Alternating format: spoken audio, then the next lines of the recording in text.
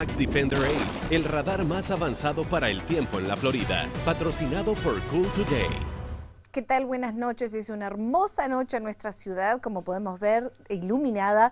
Hay algunas nubes, así que podemos decir que estamos parcialmente nublados en estos momentos, con temperaturas en 77 grados. Se siente como si estuviésemos en 79, diría yo, porque miren esto, el punto de rocío se encuentra en 73. Hemos recibido algunos aguaceros, pero fueron mínimos y la verdad que no suficientes para refrescarnos las temperaturas. Y lo que también estamos viendo es que este frente débil, la verdad que no trajo no refrescó nuestras temperaturas y la nubosidad que tuvimos todo el día actuó como una manta y no nos permitió refrescarnos, o digamos que no llegamos muy alto en las temperaturas, pero ahora por la noche funciona como una manta y nos mantiene calentitos. Para mañana la máxima estará en 86 grados, veremos algunos aguaceros por la tarde y van a empezar por la costa este y van a querer empujar hacia nuestras costas, así que tenga eso en cuenta.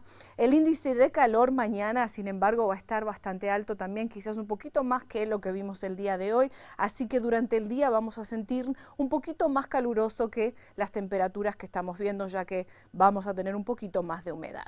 Las mínimas para mañana, como podemos ver, en nuestra costa 68 en Clearwater, vamos a estar 70 en Tampa, que se los mencioné para cuando nos estemos despertando. Pinellas Park estará en 68. Nuestro Nature Coast siempre va a estar un poquito más fresquito, con temperaturas mínimas en los bajos 60 grados. Pero las mínimas para los próximos 5 días, como podemos ver, van a estar por sobre encima de nuestro promedio, que es 66, y eso es porque vamos a tener un poquito más de humedad, como les mencionaba.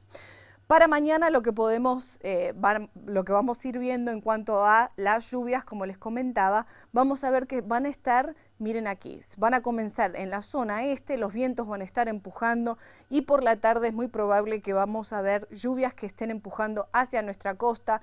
A las 6 de la tarde, seguramente para cuando usted esté saliendo del trabajo, van a estar en el interior de nuestra región.